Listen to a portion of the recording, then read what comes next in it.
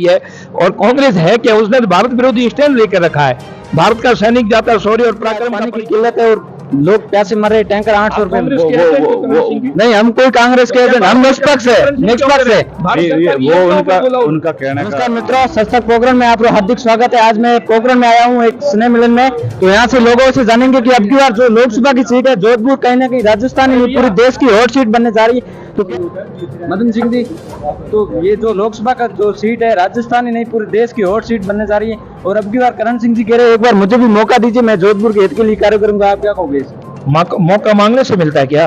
लोकतंत्र है। लोकतंत्र, फिर भी उनको भी वो भी चाहते हैं कि मुझे भी एक बार जोधपुर की जनता मौका दे, तो मैं भी चाहता तो मैं भी हूँ कि एमपी बन जाऊंगा, ऐसे कौन बनाएगा?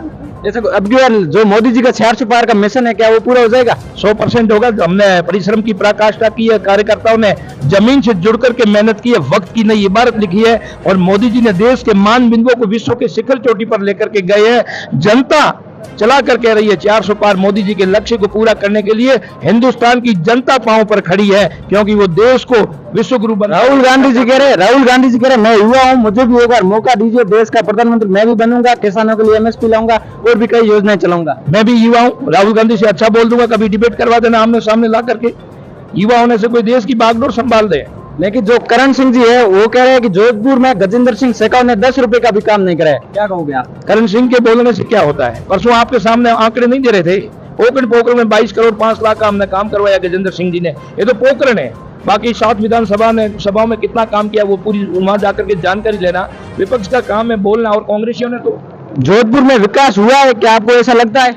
बिल्कुल सार्वजनिक विकास हुआ है। सार्वजनिक विकास हुआ है। आप रिंग रोड से लेके जोधपुर के और जेजेएम जो जल जीवन मिशन है, वहाँ पर जो यहाँ की जो जैसलमेर की विषम परिस्थितियों में जो पानी की सप्लाई के लिए जो पर कनेक्शन की जो वैल्यू जो, लेकिन कांग्रेस के प्रत्याशी करण सिंह जी तो ये भी कहते हैं कि जोधपुर के अंदर अभी भी आज पानी की किल्लत है और लोग प्यासे मर रहे, टैंकर 800 रुपए में। नहीं, हम कोई कांग्रेस के एजेंट, हम निष्पक्ष है, निष्पक्ष है। वो उनका कहने का तात्पर्य आरोप लगाना उनके कहने से कुछ सही नहीं होता है। मोदी जी का जो 10 साल का कार्य था उससे आप कितने संतुष्ट हो? बिल्कुल, हम 100% संतुष्ट है। 370 की धारा हो, भले राम मंदिर हो, जो धर्म विषय से जुड़े हुए मुद्दे, हर मुद्दों पर उन्होंने एक सामंजस्य बैठा के देश में जो समाधान दिया है, लोगों की भावनाओं का जो मान। अभी 11 मार्च को एक कानून लागू हुआ था सीए, उसके ऊपर क्या कहोगे?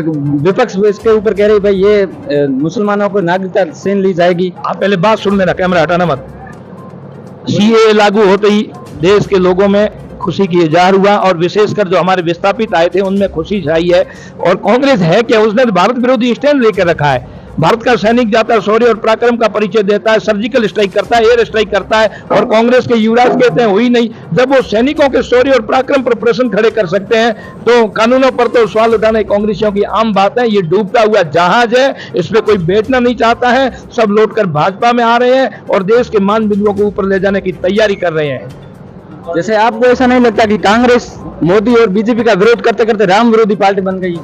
लग क्या रहा, पूरे देश को लगता है। उन्होंने हलफनामा दे दिया था कि राम सेतु था नहीं, प्रभु श्री राम हुए नहीं। उनका राष्ट्रीय अध्यक्ष कहता है कि ये सनातन धर्म तो कोरोना है, इसको खत्म कर देना चाहिए। वो तो भारत राम के विरोध में हमेशा ही बोलती है ना।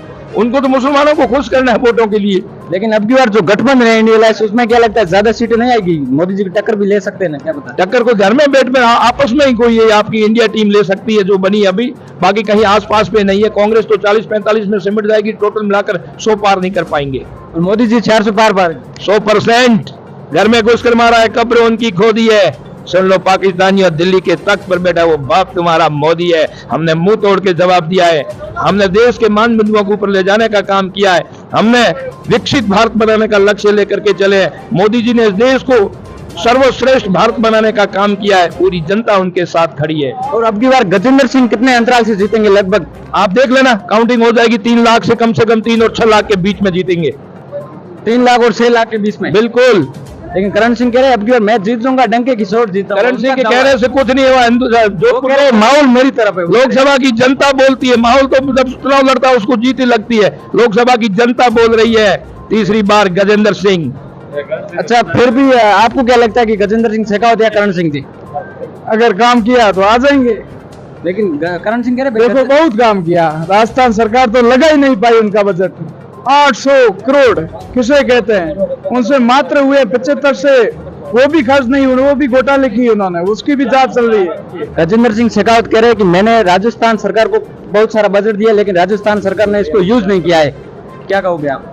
लगभग 42,000 करोड़ बजट दिया है, अच्छा बजट दिया है, सब जगह काम भी हो रहे हैं, जल जीवन मिशन में लोगों को पानी भी मिला है, और केंद्र सरकार की जो योजना थी घर घर जो नल कनेक्शन का था, सबसे अच्छा जो काम हुआ वो सबसे अच्छा जल जीवन मिशन में हुआ है। शेरगढ़ विधायक बाबू सिंह कहीं ना कहीं अब की बार गजेंद्र सिंह शेखावत और उनके बीच में तनाव था, उसके ऊपर क्या कहोगे? कोई तनाव नहीं था, भाजपा में कोई किसी प्रकार का कोई तनाव नहीं है, सब एक है, सब एकजुट होके 400 पार की जो लक्ष्य है हमारे को, वो लक्ष्य पूरा करेंगे हम। 400 पार का लक्ष्य हाँ बिल्कुल 400 पूरा हो जाएगा। बिल्कुल। बाड़मेर जो सीट है हॉट सीट बनने जा रही है, इसमें भी आपको बीजेपी जीतेगी या कोई और जीत सकता है? भारतीय जनता पार्टी, बाड़मेर में भारतीय जनता, रविंद्र सिंह भाटी को दरकिनार रखना, भारतीय जनता पार्टी के ही है।